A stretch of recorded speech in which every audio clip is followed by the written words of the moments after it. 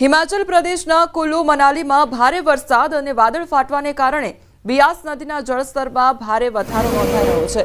આ સંદર્ભમાં પંડો ડેમ મેનેજમેન્ટને ચેતવણી મળી છે, જેના કારણે ડેમ મેનેજમેન્ટે કામ સંપૂર્ણપણે બંધ કરી દીધું છે।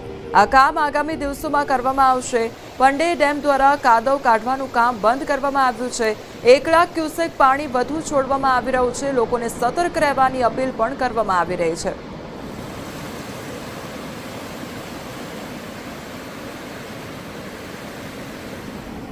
ઉત્તરાખંડના પિથોરાગઢ શહેરના રસ્તાઓની ખરાબ હાલતનો વિડીયો સોશિયલ મીડિયા પર વાયરલ થઈ રહ્યો છે।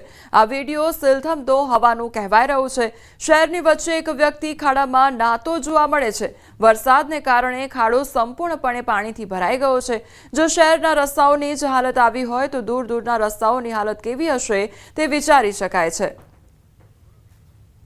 તો ઉત્તરાખંડના પિથોરાગઢનો આ મામલો સામે આવ્યો છે અને તે અંગેનો વિડીયો અત્યારે વાયરલ થઈ રહ્યો છે કે જ્યાં રસ્તાની વચ્ચોવચ્ચ એક વ્યક્તિ જે રસ્તાનો ખાડો હતો તેમાં પાણી ભરાઈ ગયું હતું અને તે પાણીથી નાહવા બેસી ગયો હતો।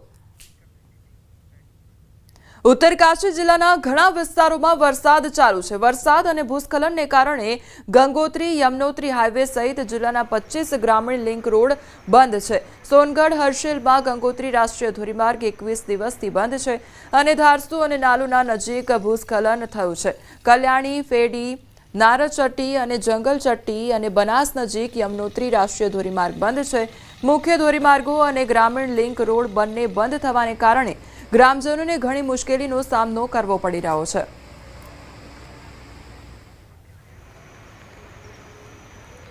બિહારના કૈમૂરમાં સતત વરસાદને કારણે પર્વતીય નદીઓ પર પૂરની સ્થિતિ જોવા મળી રહી છે। જિલ્લામાં 6 થી વધુ નદીઓ પૂરની સ્થિતિમાં છે। વન વિભાગ અને જિલ્લા વહીવટીતંત્રે લોકોને ધોધ અને નદીઓથી દૂર રહેવાની સૂચના આપી છે।